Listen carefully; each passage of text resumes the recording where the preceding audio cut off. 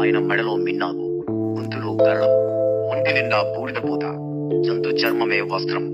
ఏ అలంకరణలు లేవు, ఏ విలాసాలు లేవు. అయినా ఆయన లోక బాంధవుడయ్యాడు, సకల జీవకోటికి ఆరాధ్య దైవమయ్యాడు. కారణం మహోన్నతమైన ఆయన కారుణ్యం, దయామయ స్వభావం. ఏ వేదాలు చదవలేని సాలెపురుగును, ఏ శాస్త్రాలు మదించలేని నాగుపాములు, ఏ మంత్రము జపించలేని ఏనుగును తన దరికి చేర్చుకున్నాడు. ఆధునికుడైన కన్నప్పకు మోక్షాన్నిచ్చాడు. అది శివ కారుణ్యం.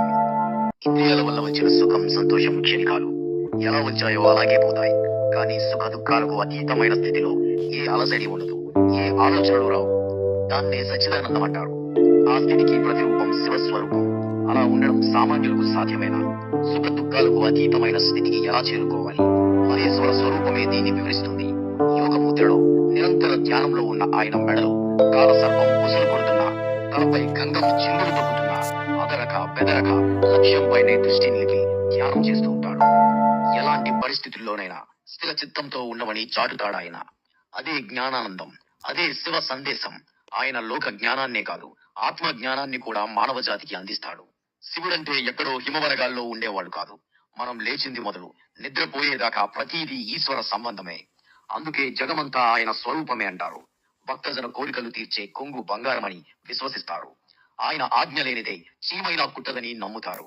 ఆయనే బోళా శంకరుడు, అభిషేక ప్రియుడు. శివ అంటే సంస్కృతంలో శుభం, సౌమ్యమని అర్థాలు వస్తాయి. ఈయన త్రిమూర్తులలో చివరివాడైన లయకారుడు. శివుడు హిందువులు పూజించే దేవుల్లో ప్రథముడు. శివుడు పశుపతిగాను, లింగం రూపంలోను సింధు నాగరికత కాలంలోనే పూజలందుకున్నాడు. ఇంతకీ అసలు శివుడు ఎవరు? శివ అనగానే మనకు ఆదియోగి ఎందుకు స్ఫురణకు వస్తాడు?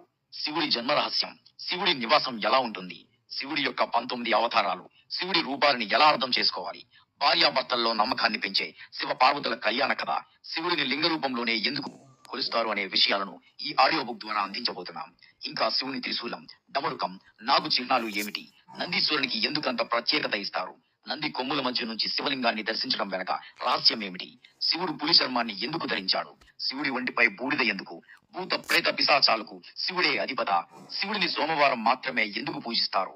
ఇలా మహాశివునికి సంబంధించిన అన్ని అంశాలను సవివరంగా భగవద్భక్త మహాశయుల కోసం